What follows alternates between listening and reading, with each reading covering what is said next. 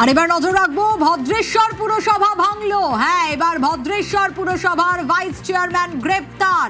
কি জানা যাচ্ছে এখনো পর্যন্ত, কি আপডেট? সোমনাথ রয়েছে আমার সঙ্গে। সোমনাথ, কি অভিযোগে কেন গ্রেপ্তার, ঠিক কি ঘটেছে?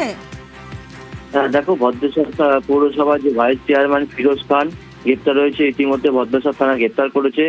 দেখো, পৌরসভার যে এক্সিকিউটিভ অফিসার রয়েছে, এক্সিকিউটিভ অফিসারের অভিযোগের ভিত্তিতেই গ্রেপ্তার করা হয়েছে বলে পুলিশ সূত্রে খবর। গত কয়েকদিন আগে ভদ্রেশ্বর পৌরসভার যে একটি ঝামেলা হয়, সেখানে তখনই তৃণমূল নেতায় যুক্ত ছিলেন বলে অভিযোগ, এবং পৌরসভার বেশ কিছু নথি পাওয়া যাচ্ছে না বলে পৌরসভা সূত্রে খবর।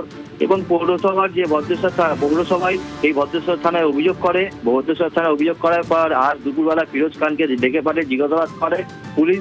পরে তাকে গ্রেপ্তার করে এবং আগামীকাল চন্দননগর আদালতে পেশ করা হবে। এই ফিরোজ তৃণমূল নেতা এবং চন্দননগরের যে প্রাক্তন যে বিধায়ক ছিলেন এবং ইন্দ্রনীল সেন, তারই ঘনিষ্ঠ ছিলেন। এবং এই যে গতকালকেই দেখা গেছে যে চন্দননগর ভদ্রেশ্বর পৌরসভার যে চেয়ারম্যান প্রলয় চক্রবর্তী সহ 8 জন যে পদত্যাগ করেছিল, কাউন্সিলর পদত্যাগ করেছিল, যে আজ দেখা যাচ্ছে যে এই যে ভাইস চেয়ারম্যানকেও পুলিশ অ্যারেস্ট করেছে। এই যে প্রায় 8 জনে প্রায় 9 জন এই পৌরসভা যে ভাঙনের দিকে যাচ্ছে পরস্পর, এবং বেশ কিছুদিন আগে ওই যে ঝামেলার কারণে এই পৌরসভার অভিযোগের ভিত্তিতে গ্রেপ্তার করেছে ভদ্রেশ্বর থানার পুলিশ। বেশ।